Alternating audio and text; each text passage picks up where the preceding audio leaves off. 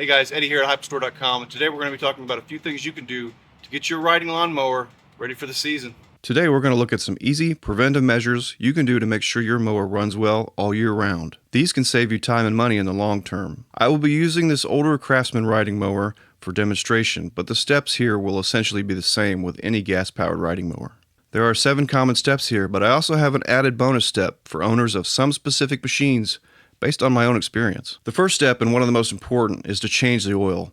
Over time, old oil can become thick and dirty, making it less effective in lubricating the engine. On this model, we have a side drain that makes the process relatively easy. Consult your model's manual for the drain location, type, and capacity of oil needed. This one does not, but some models will also have an oil filter. This is a quick job that can save your engine from wear and tear over its life. Just as important is the air filter, which is responsible for keeping dirt and debris out of the engine. A clogged air filter can cause poor engine performance and reduce fuel efficiency.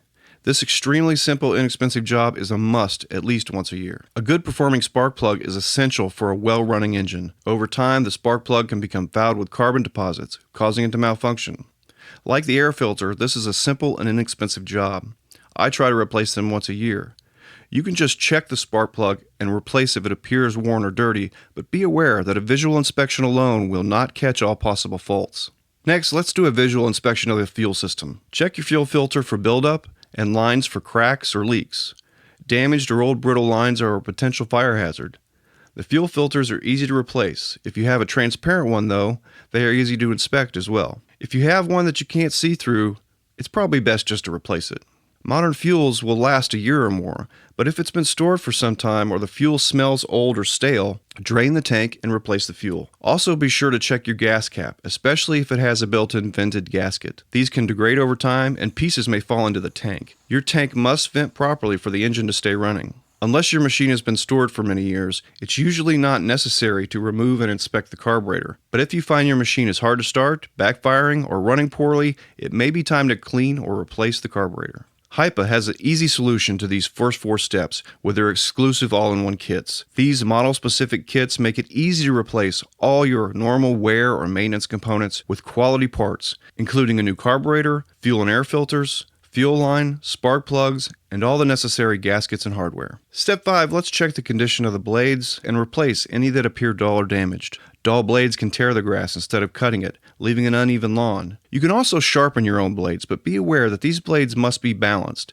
and unless you know what you're doing, it is often better to just replace with new. I replaced these last year, but I will still check for cracks or bad chips in the blades. While under here, you can also remove any leftover grass or debris that may have been missed when the mower was stored. The easiest way to inspect your deck and blades is to lift the front of the mower while the rear wheels are chalked. While your mower is lifted, you can also check your belts for cracks or wear and make sure they have proper tension. Worn or loose belts will wear faster than new properly tensioned belts.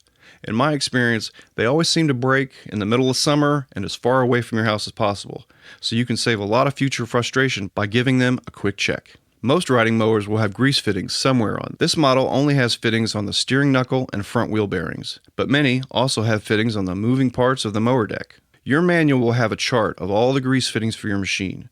Greasing these once a year will make your machine smoother and more enjoyable to use, but also save on wear and tear down the road. This particular machine was given to me free and was not running. It had a not uncommon problem suffered by many small 4-stroke engines, but is especially an issue for the Briggs Stratton Intek engines, which power many riding mowers.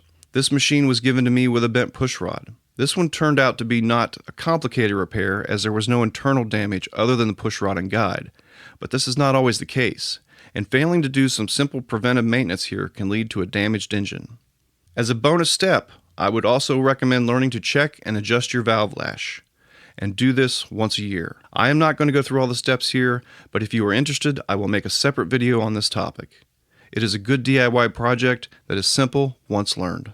I hope you found this useful, and if you have any things that you check or replace every spring, or if I missed something completely, let us know in the comments below. These steps as I've laid out take an hour or so and can really cut your downtime later in the year. Remember to always follow the manufacturer's instructions and take the necessary safety precautions when working on your lawnmower. And don't forget that Hipa has a full line of parts and accessories for your small machines. So thanks for watching and join us at HipaStore.com.